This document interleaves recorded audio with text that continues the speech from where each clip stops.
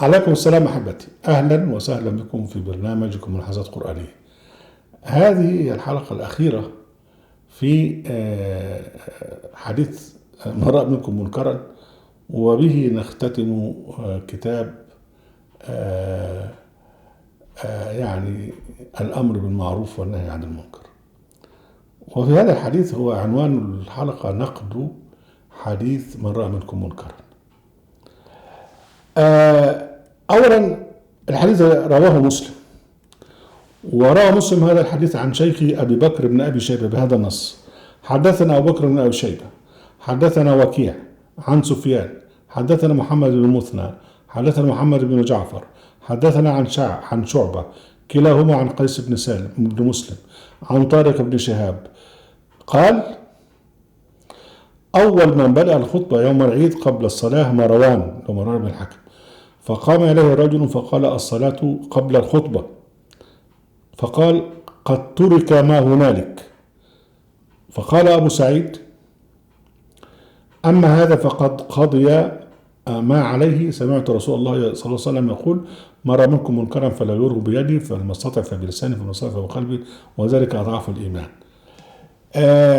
القصة الطويلة دي كلها بقى يعني صلاة، وقبل صلاة العيد، قبل الخطبة، بعد الخطبة، عشان خاطر واحد يروح طالع يقول لك لا بس ده أنا سمعت حديث بيقول من رأى منكم منكرا فليغيره وكذا كذا كذا. يعني اعتراض واحد على مروان بن الحكم ان بعد الخطبة قبل صلاة العيد، واحتج على رجل انه غير طريقة الصلاة، ورد عليه ابو سعيد الخدري بحديث من رأى منكم منكرا. يعني ده طبعا ده مسلسل، يعني فيلم، بس فيلم يعني فيلم فيلم هندي.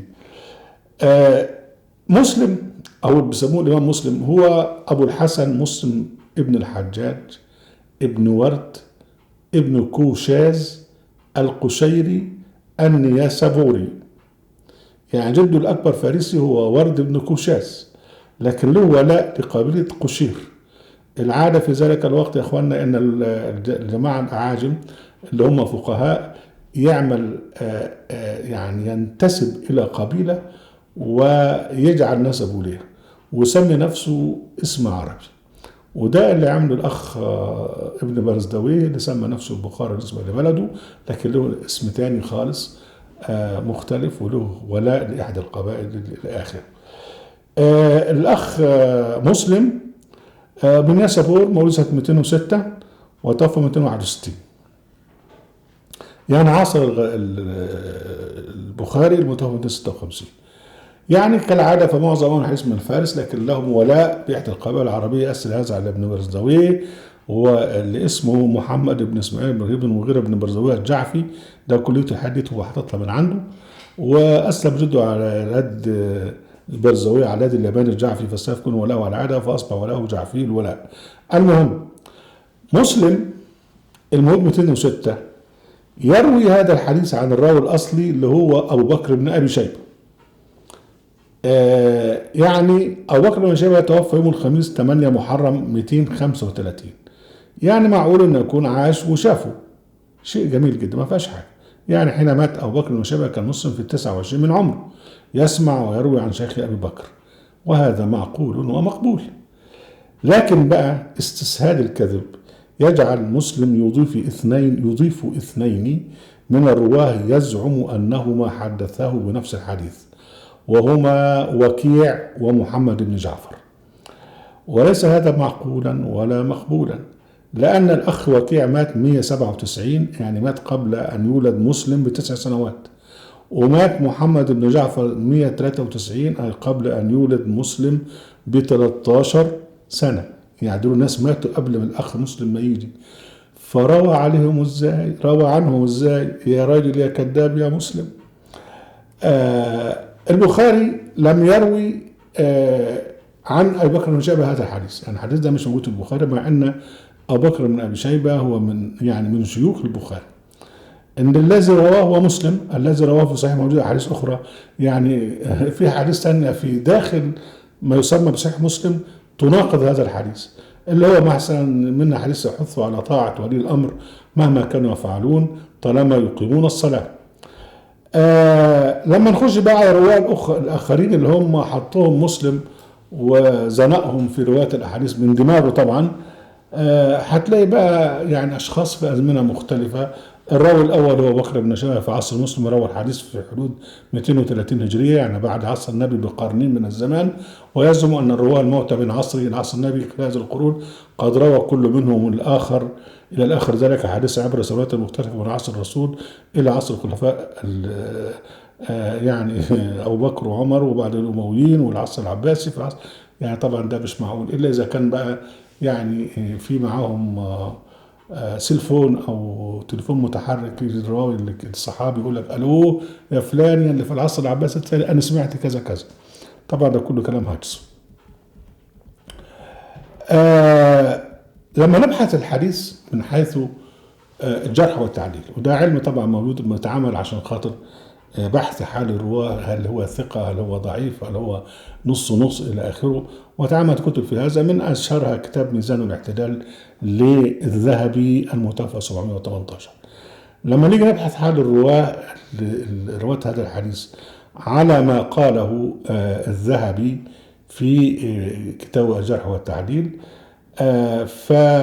قالوا عن أبي بكر بن أبي شيبة واسمه الحقيقة عبد الرحمن بن عبد الملك أنه ليس بالمتين وأنه ضعيف وربما أخطأ. وقالوا عن وكيع بن الجراح أنه كان يلحن وفيه تشيع. وقال عن سفيان بن حسين أن في حديثه ضعفا وأنه لم يكن بالقوي وأنه مضطرب الحديث ولا يحتج بحديثه وليس بالحافظ. وقال عن محمد بن المثنى أن في عقله شيئا وأنه كان يغير في كتابته أو في كتابه. وقال عن محمد بن جعفر ولقبه غندر أنه كان مغفلا. وقالوا عن قيس بن مسلم أنه روى عنه إسماعيل بن عبيد فقط، أي أنه لم يروي ذلك الحديث لأنه لم يلقى رواته. أما طارق بن شهاب فلم يذكره الإمام الذهبي أصلا، أي ليس له وجود. وقالوا عن شعب بن يحيى أنه ليس بالقوي ولا يجب أن يكتب حديثه. احنا قعدنا نتتبع بقى الكتاب بتاع يعني ميزان الاعتدال وندور على الناس دي وجبنا الكلام ده. طبعا يعني كلها طبعا سيبك من الكلام ده كله لقيته عباره عن اراء اشخاص. حكايه الجرح والتعديل وان فلان ده ثقه وفلان ده كذا، ده كلام كله هلس، لان انت تبحث عن قلوب الناس. لو كان واحد عايش معاك يوما بيوم انت لا تستطيع ان تعرف سريرته، فكيف تحكم على اناس ماتوا؟ فعلم الجرح والتعديل ده علم بايظ وعلم هطل، HATL هطل. لكن احنا بنتكلم مع السنيين بمنطقه. يعني حتى انتوا في الجرح والتعديل بتاعكم الرواه بتوع هذا الحديث رواه كلهم في شنك، FSHNK في شنك. عندهم في علم الجرح والتعديل يقول لك علم الحديث في يعني ان الحديث يسقط اذا كان احد رواته مطعونا فيه. طب انت عندك الحديث ده كله رواته مطعون فيهم، تقول ايه يعني؟ وبعدين يعني شيء غريب جدا، يعني المنطق بتاعه مضحك. يعني يقول لك ما رأيكم كرم فلا يغيره بيده. طب ماشي بيده، يعني بسيف او بالبنيه او كذا او كذا. بلسانه ممكن بلسانه يقول يا ايها الناس اعملوا كذا وكذا. طب بقلبه هتغير بقلبك ازاي؟ يعني هتقعد تحقد على الموضوع؟ هل انت لما تحقد على حاجه هتتغير؟ يعني ده كله كلام هلس يعني. لكن اهم شيء بقى ان هذا الحديث طبعا احنا بنتكلم بقى عن عوام، والعام دول عايزين اي كلام ويختنقوه برغم قال لك النبي قال يبقى خلاص. العوام ليس لهم عقل ولا يعني فهم، وربنا سبحانه وتعالى وصف العوام بانه اللي هم الاكثريه، قال وان تطع اكثر من في الارض يضلوك عن سبيل الله. يعني ان يتبعون الا الظن وان هم لا يخرصون. يعني اكثريه من في الارض يستطيعون اذا اطاعهم النبي ان يضلوه. يعني اكثريه من في الارض اللي هم العوام مضلون لو كانت لهم سلطه. فبالتالي بقى لا تنتظر منهم ان هم يقول لك الحديث ده متعارض مع القران. طبعا تحدثنا اقول لك في الحلقات السابقه عن تعارض الحديث ده مع القران في الامر بالمعروف والنهي عن المنكر، يعني قرانيا يعني.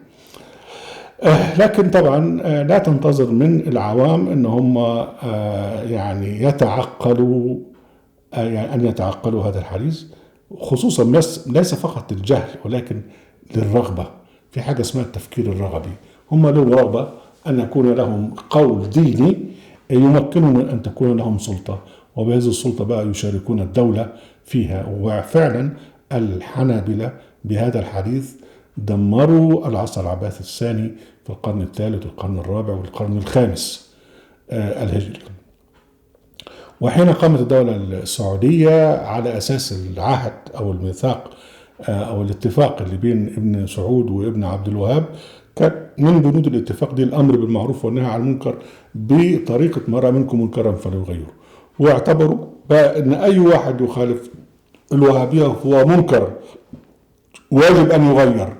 فبالتالي بقى يعني كانت بقى يعني غزو البلاد الأخرى لغاية لما استولوا على الحجاز ومكة، وبعدين سقطت دولتهم، وبعدين أقيمت تاني، وبعدين سقطت، وبعدين أعاد بنائها عبد العزيز آل سعود ونشر الوهابية. طبعا كانت الظروف ملائمة بقى بالبترول إلى آخره، والظروف الدولية والظروف المحلية، فأصبح الحديث ده بقى هو أساس كل حاجة. هو طبعا من ضمن الكتب، من ضمن بقى الأحاديث المقررة في الأزهر، ومن ضمن الأحاديث التي يعرفها الناس يعني كأنها معلوم من الدين بالضرورة على حسب كلامهم.